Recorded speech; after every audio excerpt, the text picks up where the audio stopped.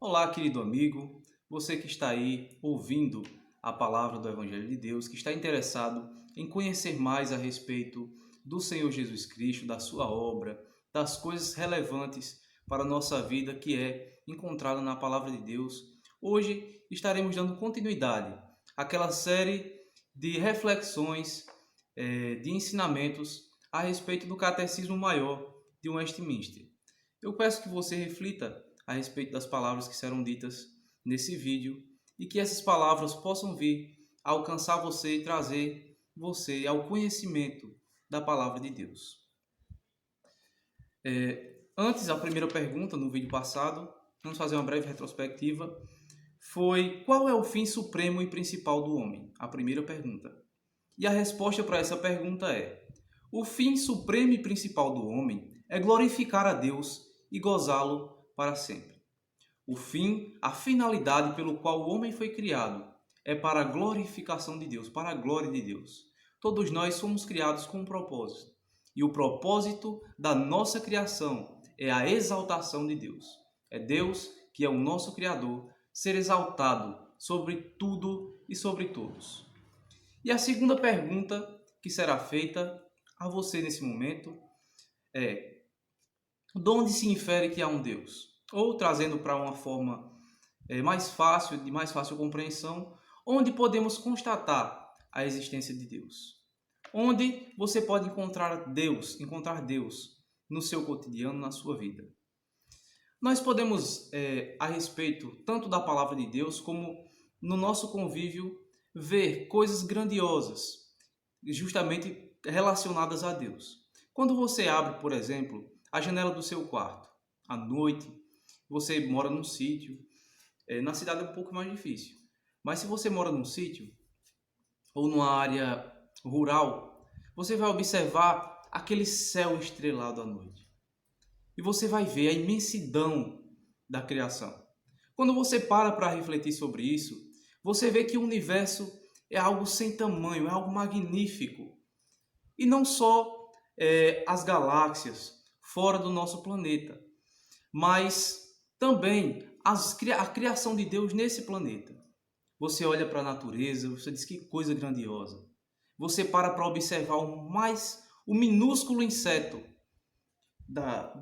perto de onde você está, se não for um inseto que você tenha nojo, mas você vai perceber coisas nele que são detalhes cruciais para que todo um sistema seja organizado. E essa organização foi feita primeiramente por Deus. Deus se revela através da sua criação, que no caso é a revelação natural. Através da sua criação, Deus se mostra de uma forma linda, maravilhosa. A resposta para essa pergunta, de onde se infere que há Deus, que há um Deus, é justamente essa. A própria luz da natureza, no espírito do homem e nas obras de Deus, claramente manifestam que existe um Deus. Porém, só a palavra e o seu espírito revelam de um modo suficiente e eficazmente aos homens para a sua salvação. Nós podemos constatar que nas tribos mais distantes, desde essas tribos até a cidade mais populosa, no que diz respeito também à tecnologia e tudo isso, nós vemos que há no homem uma necessidade de adoração. Calvino disse que nós somos, em nossa natureza, pessoas religiosas. Nós temos a necessidade de adoração. Nós adoramos algo. E uma coisa que é comum constatar, desde essa tribo até nas cidades mais populosas e mais desenvolvidas, é que há a necessidade de se adorar algo. Nós vemos que nessas tribos onde não tem nenhum contato com nenhuma outra região, há objetos de adoração, objetos de culto.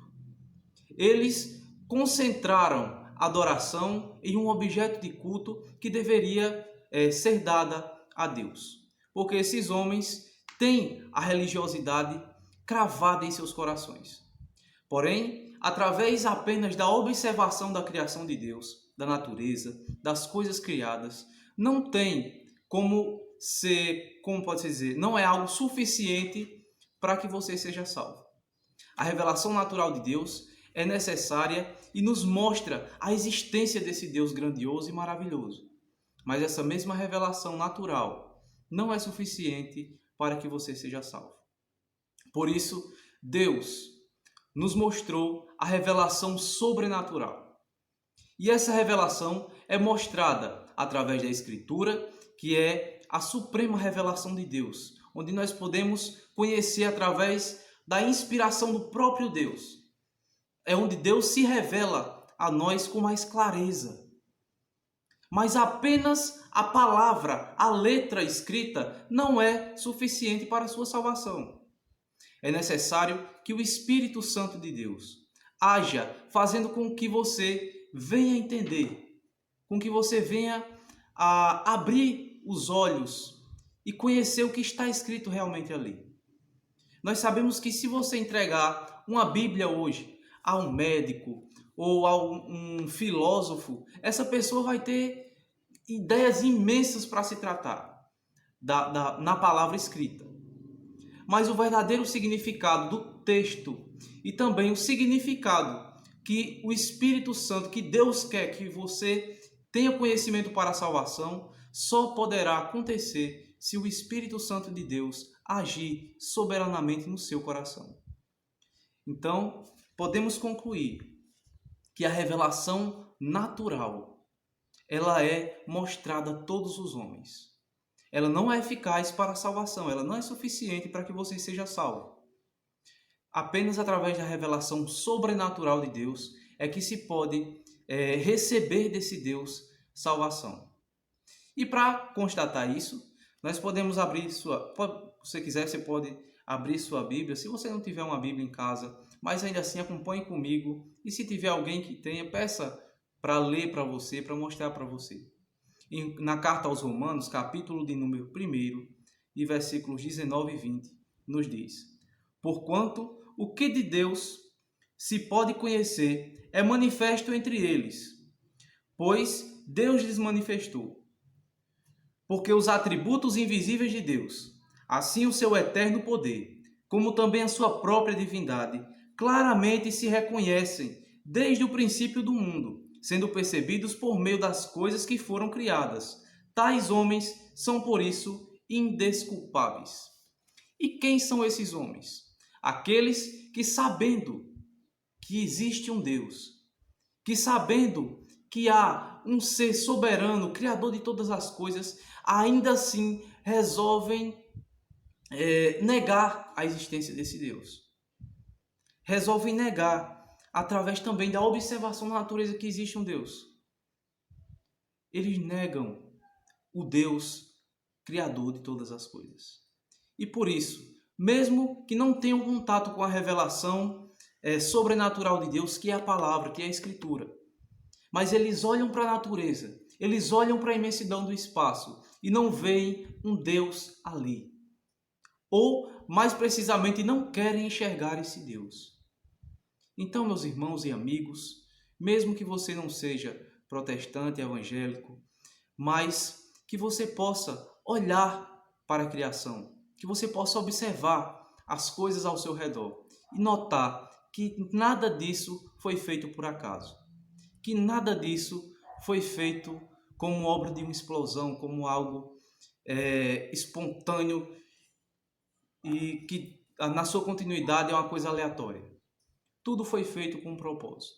Desde o mais pequeno inseto, desde o próton, o elétron, o átomo, até as coisas grandiosas, até o cosmos, o espaço. Tudo isso foi feito por Deus. Engrandeça o nome desse Deus, Criador, desse Deus poderoso, que faz para si, para a sua glória, todas as coisas. Que você possa meditar nessa palavra e que Deus venha agir soberanamente sobre a sua vida e sobre a vida da sua família. Deus os abençoe.